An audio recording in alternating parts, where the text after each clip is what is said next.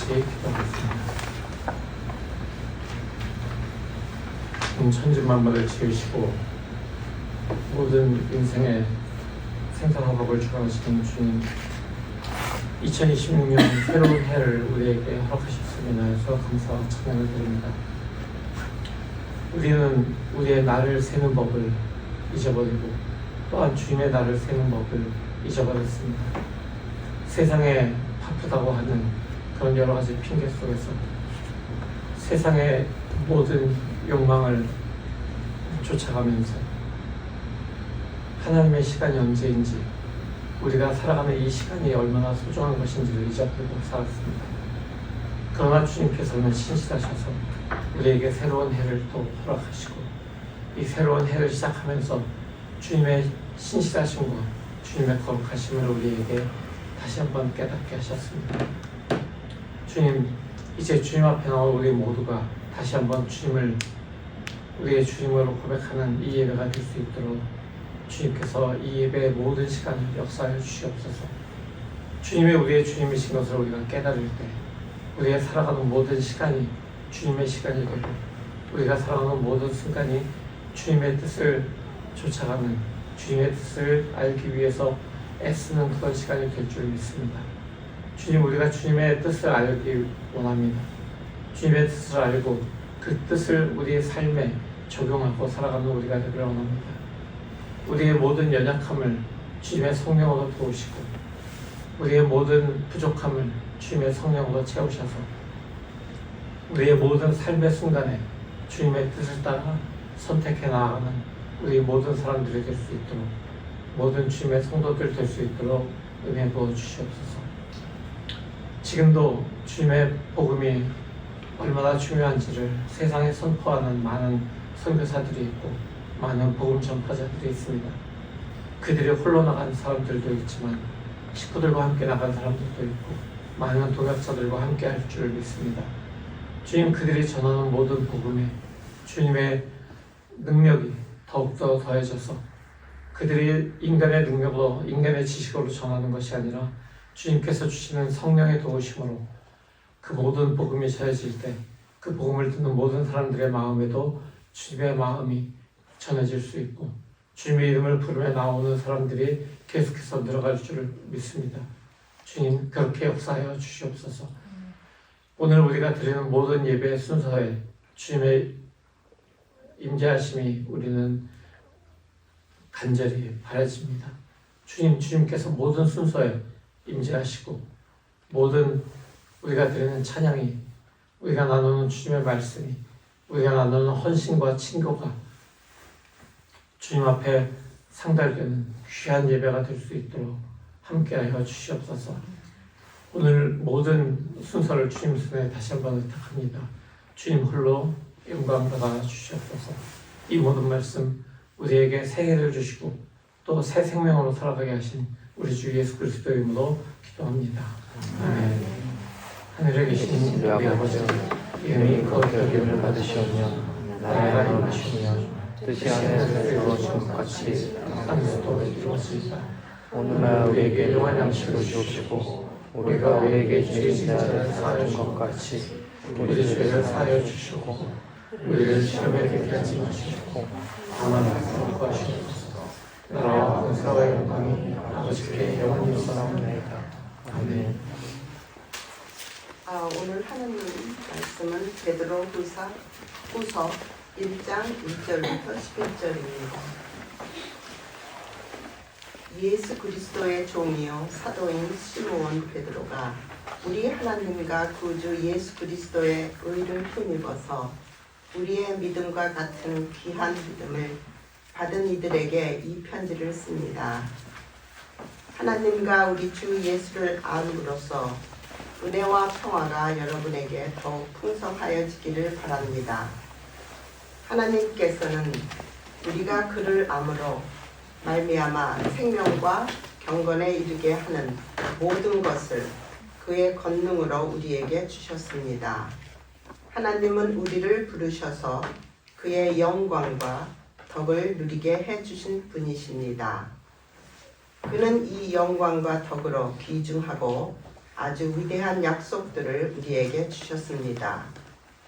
그것은 이 약속들로 말미암아 여러분이 세상에서 정욕 때문에 부패하는 사람이 되는 것이 아니라 하나님의 성품에 참여하는 사람이 되게 하시려는 것입니다. 그러므로 여러분은 열성을 다하여 여러분의 믿음에 덕을 더하고 덕에 지식을 더하고 지식에 절제를 더하고 절제에 인내를 더하고 인내에 경건을 더하고 경건에 신도 간의 우애를 더하고 신도 간의 우애에 사랑을 더하도록 하십시오. 이런 것들이 여러분에게 갖추어지고 또 넉넉해지면 여러분은 우리 주 예수 그리스도를 아는 일에 게으르거나 열매를 맺지 못하는 사람이 되지 않을 것입니다. 그러나 이런 것들을 갖추지 못한 사람은 근시 아니거나 앞을 못 보는 사람입니다. 이런 사람은 자기의 옛 죄가 깨끗하여졌음을 잊어버린 것입니다. 그러므로 형제 자매 여러분, 더욱더 힘써서 여러분이 부르심을 받은 것과 택하심을 받은 것을 굳게 하십시오. 그러면 여러분은 넘어지지 않을 것입니다. 또한 여러분은 우리의 주님이시며 구주이신 예수 그리스도의 영원한 나라에 들어갈 자격을 충분히 갖출 것입니다. 이는 하나님의 말씀입니다. 감사합니다. 2026년 새해를 맞이하여 첫 주일 예배드리는 모든 교우들의 가정에 우리 주 하나님의 크신 은혜가 넘치시기를 기원합니다. 우리 제자 공동체의 가장 큰 장점은 한 식구와 같은 연대감을 가지고 있다는 것입니다. 워낙 인원이 적기도 하지만 그 적은 인원들 간에도 사람들은 나이대로 나뉘고 또 언어대로 나뉘고 이러는 경우들을 우리가 봅니다. 그래서 제가 미국에서 신학을 하고 이민 목회를 이렇게 하게 되면서 보면은 사람이 적은데도 주일학교가 따로 모이고 또 장년부 예배 따로 있고 청년들은 따로 또 영어권 예배 따로 이렇게 드리는 경우들을 주로 봅니다. 그런데 대부분의 목회자들이 모여서 하는 얘기에서 목회자가 한 교회에서 담임 목회를 한다면 적어도 그 모든 사람들이 자기의 모든 교회에 출석하는 모든 사람들이 우리 담임 목사님은 저 사람이다 라고 저분이 우리 담임 목사님이야 라고 알아야 되는데 대부분 아이들은 유년부 전도사님이다 라고만 알고 있고 EM 사람들은 EM 목사님이다 영어 미니스트리니까 영어 미니스트리 목사님만 알게 되는 이런 경우들이 많이 있다 그래요. 그래서 담임 목사가 누군지 모르는 경우도 점점 큰 교회일수록 점점 많아진다라고 하는 이야기를 듣습니다. 그러나 우리는 나이에 상관없이 모든 연령대가 함께 모여서 함께 예배드리고 함께 한 식탁에 모여서 식사하고 차를 마시고 이야기를 나누고 같이 디저트를 먹으러 가기도 하고 하는 이런 것들을 보면서 우리는 정말 한 식구다라는 그런 생각을 합니다.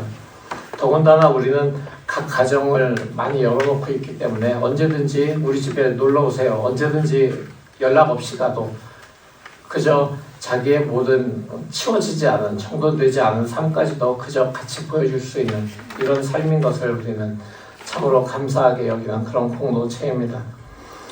각 가정에서 모이는 것을 요새는 굉장히 부담스럽게 모인다 그래요. 한국을 보면은 각 가정에서 모이던 속회, 소그룹들을 요즘에는 안 모이고 교회 방들이 많으니까 그 방에서 모이거나 또는 요새는 식당들이 이렇게 룸으로 된 데도 많아서 거기에서 모이고 그냥 찬송가도 조용조용 그냥 허밍하듯이 부르고 예배드리고 끝나는 이런 소그룹 모임들도 많이 있다고 봅니다.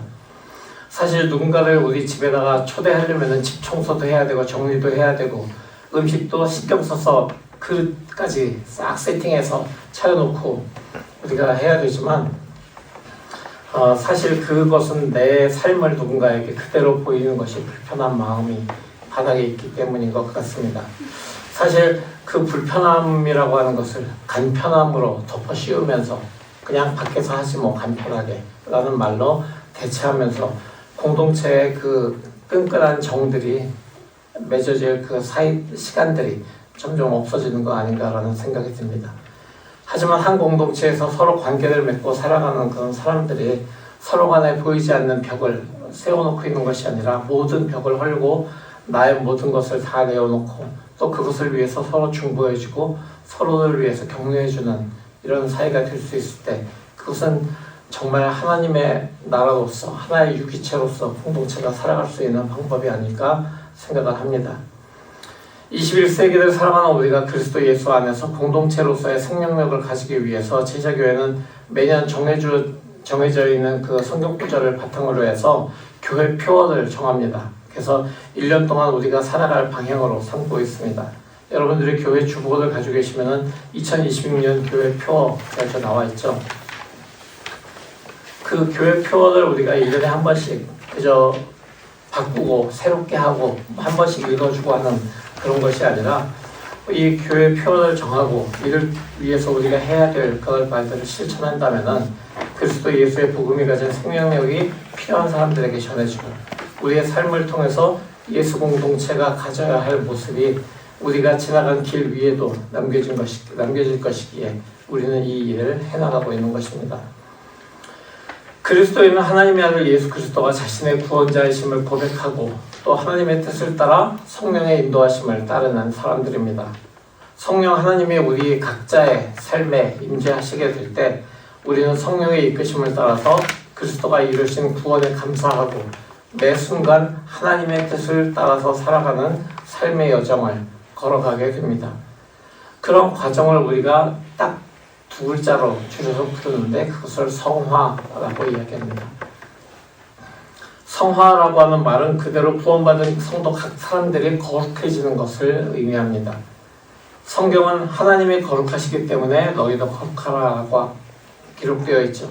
그렇기 때문에 성화의 출발점이 어디인지를 명확하게 기록합니다. 성화의 출발점은 하나님의 거룩하심입니다. 구원받은 성도들에게 성화라고 하는 것은 개인의 선택이 아닙니다. 개인의 선택이 아니라 개인과 공동체에게 주신 하나님의 명령입니다. 아주 엄중한 명령이죠. 하지만 우리에게 성화를 명령하신 하나님은 우리에게 성화의 깊이 그리고 또 주관적으로 관여를 하십니다. 그래서 베드로는 오늘 본문에서 하나님의 성품에 참여하는 사람이 되게 하시려는 것이라고 말하고 있습니다. 그렇다면 하나님의 성품에 참여하는 이 성화라고 하는 것이 온전히 하나님의 관여하심에만 전적으로 하나님의 관여하심에만 따라서 되는 것이냐라고 생각한다면은 사실 아니죠. 그 뒤에 베드로가 분명히 이야기하고 있습니다. 우리의 할 일이 무엇인지 말이죠. 베드로는 분명히 우리가 해야 될 일들을 구체적으로 이렇게 이야기하고 있습니다. 그 말씀이 무엇인지 본문 5절부터 7절까지 나와 있는데요. 그러므로 여러분은 열성을 다하여 여러분의 믿음에 덕을 더하고 덕에 지식을 더하고 지식에 절제를 더하고 절제에 인내를 더하고 인내에 경건을 더하고 경건에 신도 간의 우애를 더하고 신도 간의 우애에 사랑을 더하도록 하십시오 라고 분명히 이야기합니다. 사실 이 성화라고 하는 것에 대해서 우리는 감리교회에 시작한 존 웨슬리의 이야기를 하지 않을 수 없습니다. 감리교회 운동을 시작했던 존 웨슬리는 하나님의 형상을 갱신하고 회복하는 것이 성화다라고 이야기합니다. 우리 사람들은 하나님의 형상을 따라서 지음받은 존재입니다. 그러나 그 존재들이 에덴 동산에서 하나님의 그 말씀을 거역한 그 죄로 인해서 하나님의 형상을 잃고 세상으로 나오게 되었고 그 세상에서 살아가는 우리가 점점 더 세상을 닮아가는 것이 아닌가 생각이 듭니다. 그러나 바로 그 하나님의 형상을 회복하기 위해서 하나님께서는 자신의 아들 예수 그리스도를 우리에게 보내주셨고 우리는 바로 그 예수 그리스도의 십자가에 의해서 그 은혜로 하나님의 형상을 회복할 수 있는 첫 걸음을 내딛게 되는 사람들입니다. 그렇기 때문에 우리가 예수 그리스도의 십자가로 인한 구원을 우리가 믿음으로 고백함을 통해서 하나님으로부터 의롭다고 여김을 받게 되는 것이고 우리가 거룩하신 하나님의 형상을 회복하고 그리스도의 장성한 분량에까지 성령에 의해서 성장하고 성숙해 나가는 그 변형의 과정 바로 그것이 성화다라고 이야기하고 하나님의 성품에 참여하는 것이다라고 존 웨슬리는 이야기하는 것입니다. 우리가 5절에서 7절까지를 한번 다시 읽었지만은 거기에 기록된 일들은 우리 그리스도인들이 성화를 이루어내는 그 과정을 말하는 것으로 베드로는 이 일들, 즉 우리가 하나님의 성품에 참여하기 위한 일들을 열성을 다해서 하라고 이야기하고 있습니다. 우리가 어떻게 이런 것들을 열성에 다해서 하는 것이고 우리가 이루어야 될 이 내용들이 과연 무엇인지 하나씩 살펴보도록 하겠습니다. 첫 번째로 베드로는 믿음의 덕을 더하라 라고 이야기합니다. 믿음은 우리의 삶 속에 하나님께서 베푸신 은혜를 우리가 깨닫는 데서 출발합니다. 우리가 하나님에 대해서 알지 못하던 때에도 하나님은 우리에게 각종 은혜를 계속해서 베풀고 계십니다. 우리에게 베푸시는 그 은혜를 우리가 깨닫지 못하고 살았지만은 그것을 하나님께서는 자연을 통해서 우리가 하나님을 모르는 사람들도 멋있는 그 산에 올라가서 야 경치 좋네 라고 얘기하죠. 와 날씨 좋다. 아 너무 신선한 공기야 라고 이야기합니다. 그리고 비가 때 맞춰서 내리는 그런 비들을 보면서 참 비가 아주 시원하게 또 내린다 라고 또 이야기합니다. 바로 그런 것이 깨닫지 못하는 하나님의 은혜가 계속해서 우리에게 부어지고 있는 순간들이죠. 하나님은 우리가 하나님께서 베푸신 이런 은혜들을 깨닫고 그런 은혜를 계속해서 하나님께서 우리에게 부어주신다는 것을 알게 되고 하나님을 찾게 될 때 그때 우리에게 하나님의 아들이신 예수 그리스도가 우리를 위해서 십자가에 달려 돌아가셨다라고 하는 바로 그 사실도 깨닫게 해주십니다. 바로 그것을 우리가 알게 되고 듣게 되고 알게 되고 깨닫게 되고 우리 입으로 고백하게 될 때 우리는 구원을 받은 성도로 한 걸음 들어서게 되는 것입니다. 믿음의 길로 들어서게 되는 것이죠. 그 사실을 인정하고 고백하는 것이 바로 십자가를 인정하고 고백하는 것이 믿음의 출발점입니다. 근데 베드로는 이 믿음만으로 충분하지 않다. 거기에 덕을 더해라 라고 이야기합니다. 덕이라고 하면은 그냥 제 이름에도 가운데 덕자가 있어요. 그래서 이 덕이 뭘까? 저는 가끔 왜 저는 돌림자인 것 말고 제 이름에 고유한 덕이라고 하는 글자를 가지고 있을까라는 생각을 해봤습니다. 근데 그거를 어릴 때 찾아보니까 그냥 도덕하고 이야기할 때 도덕이라고 할 때 세상에서 사람들이 따라야 될 어떤 가치나 규범 이런 걸 이야기할 때 그리고 그 중에서도 그래도 조금 높은 순위에 있는 걸 덕이라고 이야기한다고 해요. 그냥 어떤 도덕적인 가치에 바탕한 행동을 우리가 덕이라고 생각할 수 있습니다. 근데 이게 그리스도인들에게는 조금 다른 의미로 다가와야 합니다. 이 그리스도인들에게 덕이라고 하는 것은 하나님을 믿는 그런 사람들이 가져야 될 어떤 새로운 그런 행동 양식이라고 얘기할 수 있는데 왜 믿음에다가 덕을 더하라고 할까? 그것은 믿음만 가지고서는 그 사람의 행동이 변화할 수 없기 때문에 그렇습니다. 사람들이 신앙을 가지고 있는 사람들을 볼 때 때로는 사람들의 어떤 위키나 이런 데를 찾아보면은 종교의 기독교 이렇게 또는 개신교라고 써 있는 경우가 있어요. 근데 그런 사람들을 보면서 실망을 하게 될 때가 있습니다. 교회 공동체 내에서도 어떤 사람들을 보면서 저 사람은 왜 저러지 하고 실망할 때가 있습니다. 그 실망하는 대표적인 이유가 그 사람의 신앙과 그 사람의 삶이 일치가 되지 않기 때문에 사람들은 실망합니다. 왜냐하면 교회 다니는 사람, 예수 믿는 사람이라고 할 때 그 사람에 대한 사람들의 기대가 있기 때문에 그렇습니다. 교회 다니고 예수를 믿는다. 종교의 기독교, 개신교라고 쓴다면은 그 사람이 어느 정도의 삶을 보여야 할지 사람들은 일정한 기대치를 가지고 있는데 그 기대치에 못 미치기 때문에 그렇습니다. 바로 그 이유가 믿음의 덕을 더하지 않았기 때문에 라고 지금 이야기하는 겁니다. 개인적으로 하나님에 대한 신앙을 고백하고 믿음을 가지고 있다고 하지만 그 믿음에 일치하는 그 믿음을 뒷받침하는 도덕적인 삶이 따르지 않을 때 그때 그 믿음은 비난의 대상이 됩니다. 믿음의 덕을 더함으로써 신앙인의 삶이 사회 속에서 선한 영향력을 끼치고 하나님의 영광을 드러내야 하는데 그렇지 못하면 세상 사람들에게 아이고 저런 위선적인 것들이라고 손가락질을 받게 되는 것이고, 바로 그 사람들을 예수 그리스도께서는 회칠한 무덤이라고 예배하시는 것입니다. 따라서 믿음의 덕을 더한다라고 하는 것은 어떤 관념적인 신앙을 살아있는 삶으로 보여주는 아주 중요한 첫 단계입니다. 믿음의 덕을 더한다는 것은 믿음이 있기 때문에 그 믿음으로 인한 어떤 성실함을 그 사람이 살아낸다라고 하는 것입니다. 이 성실은 신념으로 그냥 노력하는 그런 것이 아닙니다. 그 믿음의 성실함은 마치 우리가 사는 동안 의식하지 않아도 마치 그냥 끊임없이 숨을 쉬는 것처럼, 하나님의 의가 자기 본성이 된 사람의 믿음은 그 믿음의 성실함이 그와 같이 쉬지 않고 성실해야 함을 지금 말씀하고 있는 것입니다. 바로 그것이 믿음의 덕을 더하라라는 것입니다. 그 다음에 베드로는 덕의 지식을 더하라고 얘기합니다. 여러분들 지식이라고 하면 성경 공부 많이 해야겠네 라고 생각할 수 있습니다. 교회에서 하는 성경 공부를 열심히 다니면 지식이 쌓일까 라고 생각하고 열심히 다닐 수 있습니다. 물론 그럴 수 있습니다. 세상에서 학교를 많이 다녀도 굉장히 많은 그런 학교의 학력을 가지고 있어도 지식이 있다라고 우리는 얘기할 수 있습니다. 그렇지만 여기에서 믿음의 덕을 더하고 그 다음에 덕의 지식을 더하라 라고 하는 이 지식은 조금 다른 차원의 지식을 이야기합니다. 이 지식은 세상적인 지식이 아닙니다. 하나님에 대한 지식을 이야기하는 겁니다. 하나님에 대한 지식 중에서도 어떤 걸 이야기하느냐 하면은 하나님의 뜻이 무엇인지 분별할 수 있는 지식입니다. 하나님의 뜻이 무엇인지 분별할 수 있는 것이 어떤 이야기일까요? 우선 믿음을 가지고 있고 거기에 덕을 더한 사람이 지식이 없을 때 어떤 삶의 형태가, 어떤 신앙 형태가 나타나는지 여러분하고 한번 생각해 보겠습니다.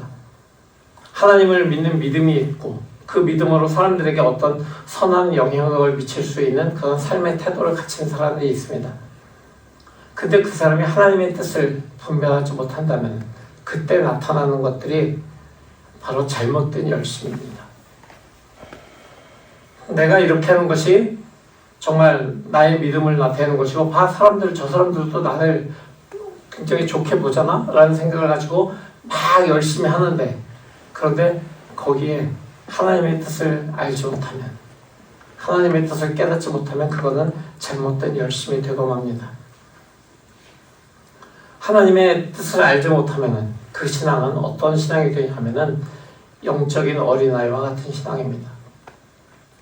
영적인 어린아이의 신앙은 무엇입니까? 어린아이들은 작은 것에도 쉽게 마음이 요동합니다. 영적인 어린아이들은 작은 일에도 쉽게 자신의 신앙을 의심하게 되고 그 신앙이 흔들리는 그런 사람들을 이야기하는 것입니다. 사람들을 돕다가 정말 열정을 가지고 돕고 있는데 가다가 말실수를 탁 하는 경우를 보게 됩니다. 제가 연말에 시카고의 교육자 모임에 올라갔다가 한 이야기를 듣게 됐어요. 어떤 장로님이 그 교회 권사님하고 통화하다가 그 권사님이 정말 이상한 소리를 하니까 됐습니다, 끊습니다. 그러고서 탁 끊으시면서 미친 자가 미친 소리 하네 그러셨대요. 그분이 들었어요. 상대방은 완전히 삑 하는 소리가 나오기 전까지는 통화가 계속 되잖아요. 그러니까 그게 계속 들린 겁니다. 그래서 다시 장로님 무슨 소리 그렇게 하시냐고 계속 큰 싸움이 났다고 합니다. 그래서 그거를 수습하느라고 목사님이 굉장히 지금 애쓰고 있다라고 하는 그런 얘기를 들었는데, 영적으로 열정적으로 신앙생활을 하지만 이렇게 한마디로 실수할 때가 있습니다. 또는 자신의 실수가 드러날 때 신앙이 흔들리기 시작하는 이런 사람들도 있습니다. 그리스도인들이 하나님의 뜻을 알게 되어야 되는 이유, 왜 덕에다가 지식을 더해야 되는가 라고 하는 이유가 여기에 있습니다. 하나님의 뜻을 아는 방법은 아까 말씀드렸던 것처럼 성경 공부를 통해서 좀 알 수 있습니다. 근데 성경 공부를 통해서 지식적인 것을 알아가는 것이 아니라 그것을 내 삶에 어떻게 적용하고 살아낼 수 있는가라고 하는 것이 가장 중요한 그 지식을 쌓는 방법이 됩니다. 성경은 하나님과 그리스도를 아는 지식을 우리에게 가지게 합니다. 하나님과 예수 그리스도를 알게 되면은 그 뜻이 무엇인지, 우리를 향한 하나님의 뜻이 무엇인지 알 수 있고 살아낼 수 있게 됩니다. 그 뜻을 분별할 수 있기 때문에 하나님의 뜻에 따른 삶의 방향성이 무엇인지를 정확하게 인지하고 그 방향으로 계속해서 나아갈 수 있는 것입니다. 그 다음에 세 번째로 지식에다가 절제를 더하라고 이야기합니다. 하나님의 뜻이 무엇인지 분별할 수 있는 상태가 되었을 때 여기에 절제가 필요하다는 것입니다. 아니, 믿음도 있고 덕도 있고 하나님의 뜻을 아는 지식도 있는데 무슨 절제까지 필요할까? 하나님의 뜻을 알면 그 뜻대로 하면 되는 거 아닌가? 라고 생각할 수 있습니다. 하나님의 뜻이 무엇인지 분별할 수 있는 상태가 되었을 때 왜 절제가 필요할까요? 내가 분별한 하나님의 뜻이 이겁니다. 자매님, 내가 생각한, 내가 나에게 주신 하나님의 뜻은 이겁니다. 라고 집사님에게 향한 하나님의 뜻은 이거예요. 그러니까 따르셔야 돼요. 이렇게 말하는 사람들이 있습니다. 목회자도 그럴 수 있고요. 성도 간에도 그럴 수 있어요. 근데 그렇게 하는 걸 좋아하는 사람들, 내가 분별한 게 하나님의 뜻인 것을 강조하면서 하나님의 뜻이 맞아요. 근데 그거를 강조하면서 강요하면서 신앙생활을 해나가기 시작한다면 그 사람들은 영적 교만의 길로 들어가고 있는 것입니다. 비록 자신이 현 상황에서 하나님의 뜻이 무엇인지 정확하게 분별했다 하더라도 그 분별한 뜻이 모든 사람들에게 깨달아질 수 있도록 충고하는 것이 절제할 수 있는 사람의 모습인 것입니다. 이런 절제에 기초한 겸손, 바로 그것이 신앙의 성숙함으로 우리를 이끌고 갑니다. 많은 종교 지도자들이 절제되지 않은 모습으로 사람들 앞에 섭니다. 지금 뉴스에 나오고 있는 등장하는 많은 종교 지도자들 역시 절제된 모습이 없기 때문에 그들이 사람들 앞에, 카메라 앞에 서게 되는 것입니다. 사람들이 처음 영적인 카리스마가 있고 하나님의 뜻이라고 이야기하는 사람들의 이야기를 듣게 될 때, 오, 카리스마 있어 라고 생각합니다. 오, 저 분명한 하나님의 뜻이네. 성경을 봐도 분명하네. 잘 모르는 내가 봐도 그런 것 같아. 그러니까 저분은 대단한 사람이야 라고 생각하죠. 그러면서 그를 따라다닙니다. 굉장히 인기가 높아지겠죠? 근데 그런 따름은 하나님의 뜻을 따르는 것이 아니라 사람을 따르는 것으로 변질이 되기 시작합니다. 그리고 지식의 절제를 더하지 못한 종교 지도자는 결국은 그런 따르는 사람들을 통해서 그 사람들과 함께 부패의 길로 접어들게 됩니다. 요즘 우리가 마주하게 되는 사입이나 이단도 비슷한 경로를 밟고 있는 것입니다. 네 번째로 절제에 인내를 더하라 라고 베드로는 이야기합니다. 절제를 할 수 있으면 되지 뭐 거기까지 인내까지 라고 생각합니다. 절제, 인내 비슷한 거 아니야? 라고 생각합니다. 절제는 한 번 정도, 두 번 정도 할 수 있는 그런 절제를 이야기한다면 인내는 절제가 지속 가능하게 만들어주는 것입니다. 절제가 지속 가능해지려면 인내가 있어야 됩니다. 한두 번은 절제할 수 있습니다. 근데 인내가 없으면 절제는 끝날 수 있습니다. 하지만 절제에다가 인내를 더할 때 인내는 절제를 지속 가능하게 하는 힘이 되기 때문에 그리스도인의 삶을 지속 가능한 신앙의 여정으로 만들어줍니다. 인내는 믿음의 사람들이 가져야 될 굉장히 중요한 덕목입니다. 근데 이 인내는 우리 자신의 힘이 아니라 성령 하나님께서 공급하시는 힘에 의해서 끈질김으로 하나님의 뜻이 이루어질 때까지 남아서 노력하는 그 태도입니다. 이 인내는 성도들을 그리스도와 하나님의 신실하신 약속에 닻을 내리게 해줍니다. 그리스도와 하나님의 신실하신 약속이 무엇인지 거기에 삶의 닻을 내리고 믿음의 닻을 내리고 거기에서 우리가 그 닻에 연결된 줄에 우리의 믿음의 배를 띄워놓고 살아가야 하는 것입니다. 그렇게 될 때 우리에게 주어질 영원한 생명과 영광으로 이끌어주는 것이 바로 인내입니다. 근데 이 인내라는 것을 믿음의 사람들만 가지고 있느냐라고 생각하지만 그렇지 않습니다. 사탄도 인내를 가지고 있습니다. 사탄도 우리가 넘어질 때까지 계속해서 우리를 넘어지게 하는 그런 돌을 우리 발에다 갖다 놓는 인내를 보입니다. 그렇기 때문에 사탄도 인내를 가지고 있는데 우리의 인내는 사탄의 인내는 그 자신에게서 나온 것이지만 우리의 인내는 우리에게서 나온 것이 아니라 하나님에 대한 믿음과 순종의 바탕을 둔 하나님과 예수 그리스도에서 오는 그 신실한 약속의 바탕을 둔 그 우리이기 때문에 우리가 가지고 있는 인내는 본질적으로 다른 것입니다. 하나님과 그리스도 예수를 아는 지식이 성도들에게 자라갈수록 성도들은 하나님의 성품을 알게 되고 그 성품에 참여하게 됩니다. 성도들이 하나님의 성품에 참여하는 여정인 성화라고 하는 것은 우리 하나님의 영이 이끌어가고 계십니다. 이제 우리는 믿음의 덕의 지식을, 지식의 절제의 인내를 더하는 것이 무엇인지 확인하게 되었습니다. 앞으로 다음 주에 우리는 믿음과 덕과 지식과 절제와 인내 위에 경건, 신도 간의 우애와 사랑을 더하는 것이 무엇인지 알아보게 될 것입니다. 이 성화의 덕목들이 우리 각자의 삶과 제자 공동체를 통해서 이루어질 때 우리는 하나님의 성품에 참여하는 성도들, 하나님의 성품에 참여하는 공동체로 살아갈 수 있게 될 것입니다. 우리를 이 길 위에 서게 하시고 거둘 수 있는 힘을 주시는 성령 하나님께서 지금 우리와 함께 계십니다. 이 영광스러운 생명의 길 위에서 때로는 흔들릴지라도 우리의 방향이 주님이 가르치시는 그 방향으로 향하기를 원합니다. 우리의 발걸음이 흔들리지 않게 잡아주시고 빛으로 인도하시는 주님의 은혜가 날마다 넘치는 것을 경험하는 우리 모두가 되게 임마누엘이신 우리 주 예수 그리스도의 이름으로 기원합니다. 아멘. 오늘 이 말씀을 가지고 우리 마음에 심으며 나아가길 원합니다. 이 말씀을 심는 기도를 통해서 주님이 말씀이 하나님의 성품에 참여하기를 원하는 그 모든 우리의 애씀들이 계속해서 우리의 삶에 심겨지고 자라고 열매를 맺을 수 있게 성령을 인도해 주십시오. 이렇게 기도하며 나가겠습니다. 다 같이 기도합니다.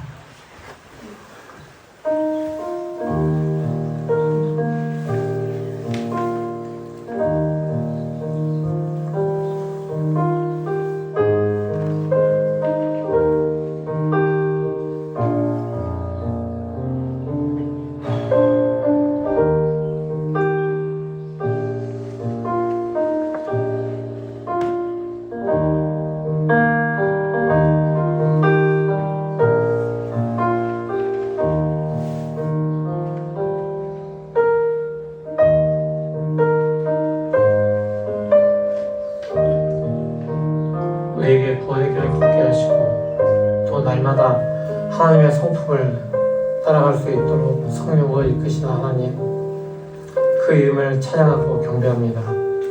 그 이름을 높입니다.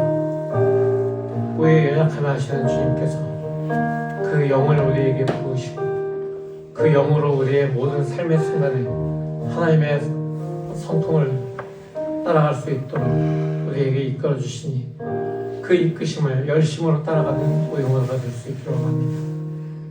우리가 열심을 가지고 이 모든 성화의 길에 필요한 것들을 이루어낼 때 그때 우리가 세상 사람들에게 그리스도를 나타내는 귀한 통로로 사용될 것을 믿으며 주님 앞에 엎드리고 이 말씀을 우리의 삶에 씹습니다. 주님, 올 한 해 동안 이 말씀을 우리의 삶에 뿌리내리게 하시고 자라나고 열매를 맺어서 세상의 모든 사람들이 우리를 통하여 하나님의 성품을 볼 수 있도록 우리 안에서 역사하여 주시고 우리를 이끌어 주시옵소서.